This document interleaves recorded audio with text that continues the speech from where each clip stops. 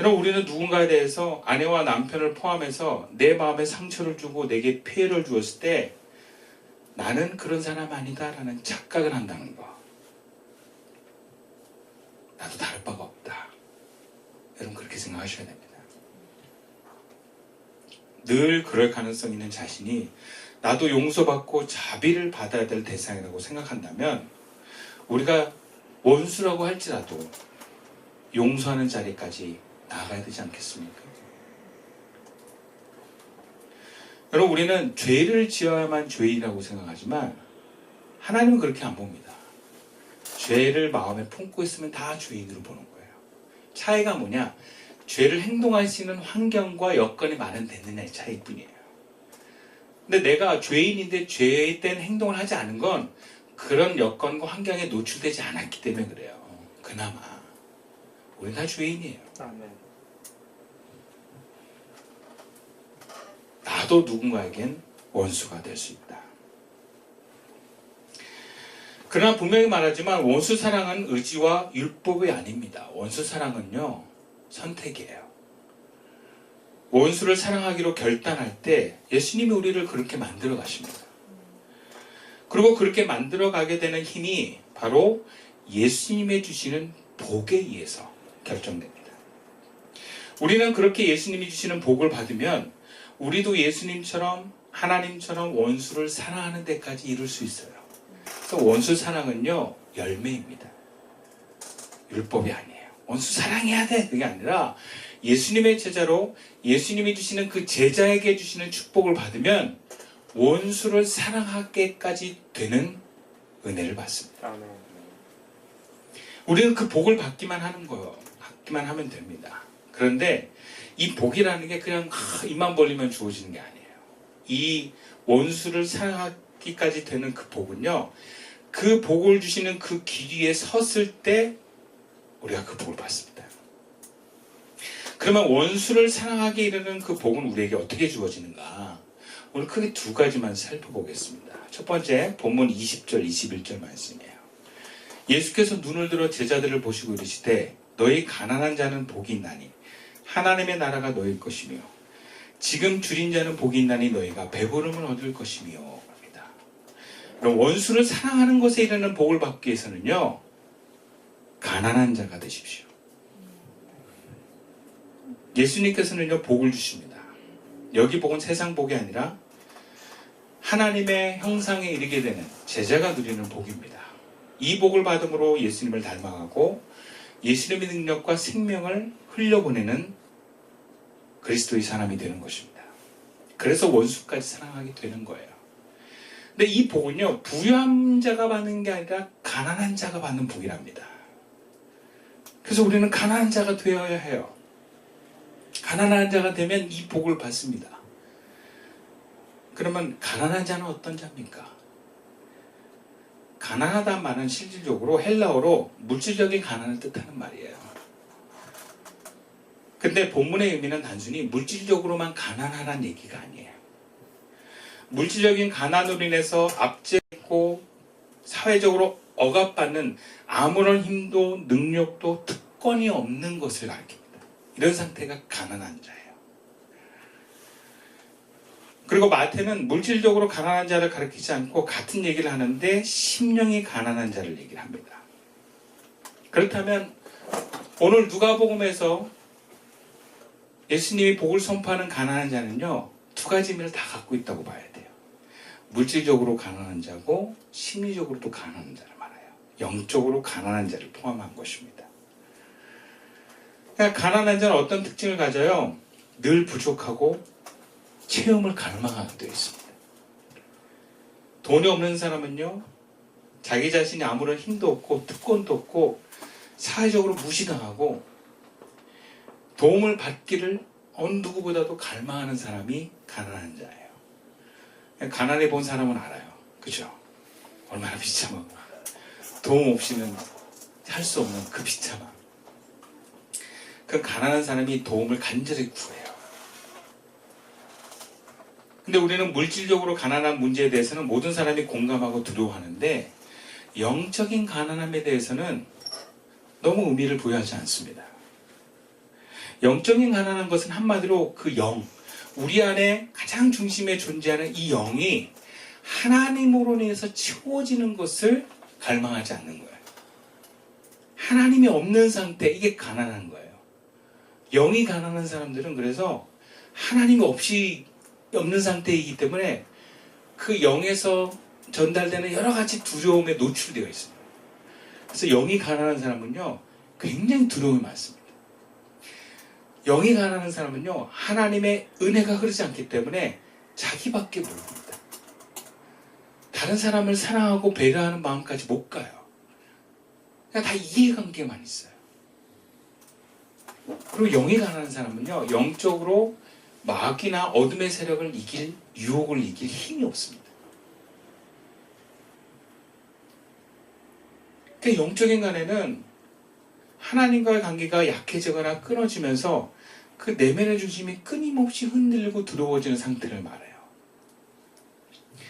그래서 영적인 가난은요, 물질적인 가난보다 더 심각한 것입니다. 성경에 영적인 가난함의 대표라고 할 수 있는 사람이 사울 왕이에요. 그는 하나님의 은혜로 이스라엘의 초대 왕이 된 사람이었어요. 부족함이 없는 사람이었어요. 남들보다도 뛰어난 사람이었어요.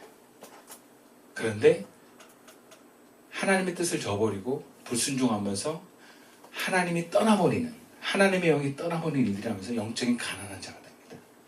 이스라엘에서는 가장 부유하고 강력한 왕이었지만 그 마음은 너무너무 가난한 사람이 됐어요. 그러니까 자기보다 조금 더 잘 나가는 그 다윗을 비교하면서 다윗을 죽이려고 합니다. 나중에는 블레셋이 쳐들어왔는데 막 죽을 것 같으니까 막 무당을 찾아갑니다. 그리고 자결해서 어떻게 보면은 아주 비참한 최후를 맞습니다. 그 영적으로 가난해진 사람의 결과물을 보여주고 있는 모습이에요. 우리가 영적으로 가난해지면 바로 그렇게 되는 거예요. 하나님보다 자기 자신이 중심이 됩니다. 하나님의 말씀이 와닿지 않습니다. 하나님의 말씀을 믿지 않습니다. 죄에 대해서 감각이 무뎌집니다. 그래서 어둠의 영이 나를 사로잡습니다. 그래서 죄에 대해 선택을 하게 돼요. 영적인 가난은 물질적인 가난보다 더 심각한 현상입니다. 우리는 물질적인 가난에서 빨리 벗어나기를 바라지만 영적인 가난에서 빨리 벗어나고 싶어하는 사람은 많지 않습니다. 그래서 우리는 알아야 돼요. 물질적인 가난에서 벗어나는 열망도 중요하지만 영적인 가난에서 벗어나기를 열망하고 은혜를 구하는 태도를 갖는 것입니다. 그런 갈망 있는 사람에게 주님은 복을 주시는 것입니다. 하나님께 늘 은혜를 구합시다. 하나님, 오늘도 주님의 은혜가 아니면 저는 살 수가 없습니다. 오늘도 주님의 은혜가 아니면 오늘 예배를 드릴 수가 없습니다. 주님, 자비를 베풀어 주십시오. 마치 가난한 사람들이 하나님 오늘 돈을 주시지 않으면 한 끼를 굶어야 됩니다. 오늘 하루를 굶어야 됩니다라고 얘기하는 것처럼 하나님 나에게 오늘 살 은혜를 주십시오. 그렇게 간절히 구하는 사람. 이것이 바로 가난한 사람이라는 거예요. 그러면 하나님 복을 주십니다. 두 번째로 우리가 원수를 사랑함에 이르는 복을 받으려면 본문 22절 말씀이에요. 함께 읽어볼까요? 시작. 인자로 말미암아 사람들이 너희를 미워하며 멀리하고 욕하고 너희 이름이 악하다 하여 버릴 때는 너에게 복이 있도다. 그럼 우리가 원수를 사랑하는 데까지 이르는 복을 받으려면 예수님 때문에 손해보고 욕먹는 자리에 가는 거예요. 예수님께서는 누가복음에서 자신을 인자라고 하셨어요. 그래서 인자, 즉 예수님으로 인해서 복을 받고 예수님 공동체를 이루게 됐을 때 받게 되는 손해가 있었고요. 미움이 있었고요. 또 그 당시 초대교회는 출교를 당하는 일이 있었어요. 당신의 처음에 예수를 믿었던 교회 공동체는 다 유대인들이었어요. 유대인들은 다 회당을 중심으로 한 공동체였어요. 나라가 아니었어요. 나라를 빼앗겼기 때문에 심지어 예루살렘 성전이 무너지고 나서부터는 다 회당 중심의 공동체, 마을 공동체, 그리고 마을 공동체는 경제 공동체로 이어졌어요. 그러니까 회당에 나오지 않으면 모든 권리와 도움을 박탈당하는 그런 유대인들이요, 예수를 믿으면서 예수 안 믿는 유대인들이 예수 믿는 유대인들을 회당에서 쫓아내기 시작했어요. 그리고 나중에 회당에서 예수를 저주하는 기도문도 막 읽고 이런 일들이 일어나요. 그러니까 초대교회 교인들은 예수 믿는 이유만으로 해당에서 쫓겨나고 경제 공동체에서 배제되고 그리고 가족 중에 나만 예수를 믿으면 가족 중에서 얘는 예수 믿는 이단이라고 하면서 집에서 쫓아내고 뭔가 때리고 학대하는 일이 일어났었어요. 예수 믿는다는 그 이유 하나 때문에.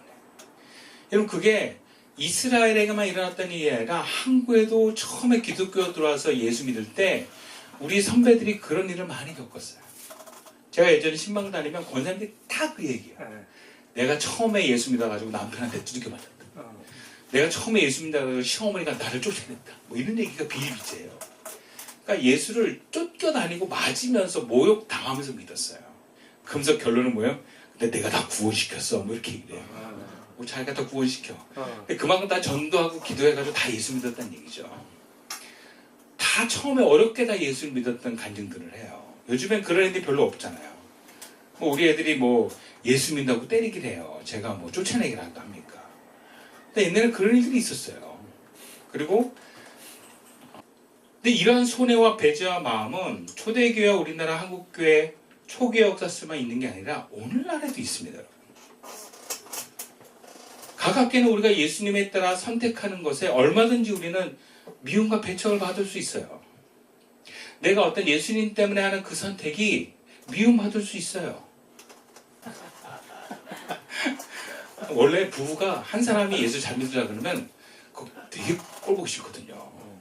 왜냐하면 예수 믿지 않는 부부는요, 배우자가 나보다 하나님을 더 사랑하는 걸 싫어해요. 하나님보다 자기를 더 사랑해야 돼. 구체적으로 교회보다 날 더 사랑해야 돼. 네. 근데 이 사람이 주님을 좋고 사랑하다 보면 교회를 우선할 때가 많거든요. 그러면 그게 그렇게 삐지는 거야. 제가 목회하면서 그런 부부도 되게 많이 봤어요. 그러니까 오늘날도 사실은 있어요. 내가 예수님에 따라서 뭔가 선택할 때 미워할 수밖에 없고, 뭔가 예수님의 감동을 따라서 뭔가를 실행하고자 할 때 그것에 뭔가 피해를 봤다고 생각하는 사람들은 우리에게 미움이라는 것을 주고 혹은 뭔가 모욕이라는 것을 주게 돼 있다는 거예요. 나는 주님 길을 따라서 간 것밖에 없는데 그러면 나에게 주신 복이 도대체 뭘까? 예수님 때문에 고난받으면 복 주신다는데 그 복이 뭘까? 무엇이 나로 하여금 그 길을 모욕받는 길을 계속 포기하지 않고 가게 했는가? 오늘 보면 23절에 이런 말씀이 있어요. 그날에 기뻐하고 뛰놀라 하늘에서 너희 상이 큼이라 그들의 조상들이 선지자들에게 이와 같이 하였느니라. 그렇게 예수님 때문에 고상받은 뭐라고요? 하늘의 상이 크대요. 그 상이 얼마나 큰지 기뻐하고 뛰놀래요. 아니 그 상이 뭘까요? 그럼에도 불구하고 모욕받고 배척받으면서 가족들에게 버림받으면서 원망받으면서까지 예수님을 따르는 게 뭐가 좋길래 그렇게 해서 주는 그 하늘의 상, 큰 상이 도대체 뭐길래 그 길을 계속 가게 했는가? 예수님께는 당신 때문에 모욕당하고 미움당하고 배척당하고 가난한 제자들이 하늘의 큰 상을 받아서 그 위로가 되고 너도 되게 기쁠 거야 라고 얘기하는데, 여러분 여기서 하늘의 상은 뭐겠습니까? 우리가 죽으면 가는 큰 집이에요? 네가 천국 가면 큰 집이 있어 뭐 이런 거예요? 큰 집이야. 그리고 너 이 땅에서 막 하다가 하나님 뜻 안 듣고 네 마음대로 살다가 가잖아. 그럼 너 하늘에 가봐 개집이야 뭐 이런 얘기를 만들거든요. 그럼 하나님 나라에 큰 집 있고 개집 있으면 그게 하나님 나라예요? 이상하지 않습니까 여러분? 뭐 하나님 나라 차별된 집이에요? 그리고 나는 이 땅에서 복 받는 게 중요하지 죽고 나서 하나님의 복 그게 와닿지 않더라고. 그러면 하나님의 상은, 하늘의 상은 죽어서나 받는 보상인가? 죽어서나 받는 큰 상 때문에 내가 이 땅에서 그렇게 배척받고 미움받고 고난받으면 살아야 되는가? 여기 예수님이 이렇게 말씀 덧붙이십니다. 그들의 조상이 선지자들에게 이와 같이 하였느니라 그랬어요. 그러니까 이미 이 이스라엘의 조상들도 선지자들을 핍박했대요. 그러니까 선지자들이 하나님 때문에 하나님의 말씀 대언하느라고, 하나님 때문에 순종하느라고 핍박받고 모욕받고 고난받았다는 거예요. 그러면 그 선지자들은 그렇게 모욕받고 핍박받으면서까지 하나님을 전달하고 하나님의 말씀을 전하고 하나님의 말씀에 순종했던 그 힘은 어디서 나왔겠습니까? 나 죽으면 큰 상 받을 거야. 거기서 나왔겠어요? 여러분, 여기 있는 선지자들은요, 단순히 소선지서에 나오는 선지자나 대선지에 나오는 이사야, 레미야 같은 선지만을 말하지 않습니다. 여기서 말하는 선지자는 전부 다 하나님을 대언하는 사람들이에요. 그러면 다윗과 모세와 아브라함도 포함이 됩니다. 이들도 선지자들이에요. 그럼 다윗과 모세와 아브라함이 받았던 복은 무엇입니까? 죽어서 가는 복이에요? 아니에요. 그들이 이 땅에 살면서 하나님과 친밀하고 하나님의 은혜로 충만했던 복을 얘기합니다. 즉 하늘의 상이 크다는 말은 죽어서뿐만 아니라 시공간을 초월한 그 하늘나라에 계신 그 하나님이 오늘 우리의 삶에 크게 개입하시고 역사하시고 은혜를 부어주신다는 것입니다. 그것 때문에 우리가 예수님 때문에 그 길 가는 거예요. 그리고 그 길 갈 수 있는 거예요. 솔직히 예수님 뜻에 따라 개척하고 세상적으로 저 고생 많았다고 얘기할 수 있어요. 제가 얘기하니까 친구들이 다 겸손해지더라고요. 너 이래봤어? 해봤어? 다 겸손해져 그냥. 너 신용물량가 대봤어? 막 이러면 다 겸손해져요. 그런데 정말 고생이 많았지만 그렇다고 제가 불행하지는 않았어요. 왜? 하나님이 함께 하셨기 때문에. 아멘. 머릿속이 아니라 제 삶에 실제적으로 강하게 역사했기 때문에. 근데 전 정말 하나님과 가까워졌다는 생각이 들더라고요. 개척하면서. 하나님이 이전과 비교할 수 없게 크게 경험됐다고 얘기할 수 있어요. 지금 가지 않는데 제가 요즘에 봄에도 날씨가 좋으면 와 과거가 딱 생각나요. 이런 날은 등산 가야지. 제가 어디 부르는 데도 없고 갈 데도 없어가지고 맨날 산에 갔어요.